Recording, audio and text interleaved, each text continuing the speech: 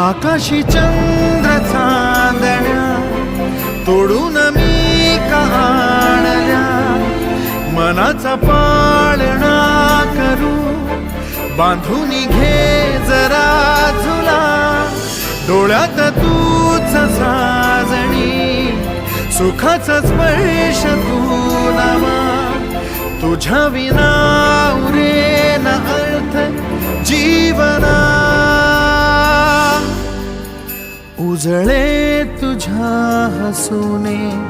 कणकण, अन चंद्र हे हातीचे काकण,